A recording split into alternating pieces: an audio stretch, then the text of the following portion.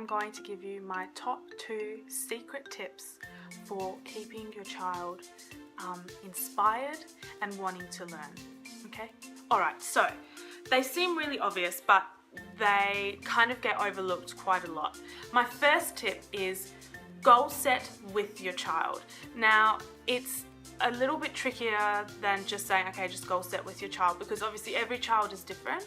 But if we look at it as a whole, if you can set goals with your child, they'll be more likely to want to achieve those goals because you've given them responsibility and they've got a level of autonomy.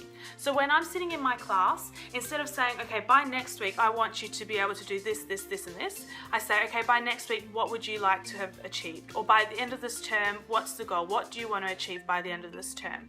And then I kind of keep reminding them of that. I'll be like, oh, remember, you really wanted to get this song Hands Together, so let's work on that today. That keeps them more inspired to keep going, and it kind of edges them towards that place of intrinsic motivation, which is where we want them to be. My other tip is to engage in critical thinking from day one. It's a really complicated skill, I understand that, but if you can teach your little one to do that from day one, they'll kind of get to that place of intrinsic motivation a little bit sooner.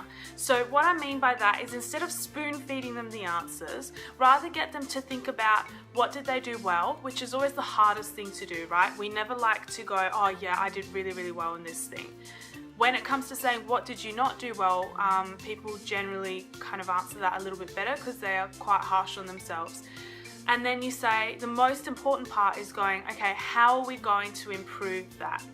Once you get those steps into place and they start incorporating that into their playing all the time, the practice element, which is something that no one wants to do, kind of starts to disappear because it just becomes a normal part of when you play. So you play something and you go, okay, wow, that was great. My left hand was super smooth. My right hand, I wasn't really playing the melody loud enough. Okay, I'm going to play it again.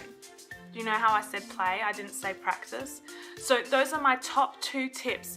Get them to goal set with you and start engaging in critical thinking as soon as possible, and you'll edge them towards that place of feeling motivated and wanting to do it for themselves a little bit quicker and a little bit smoother than if you didn't do those things.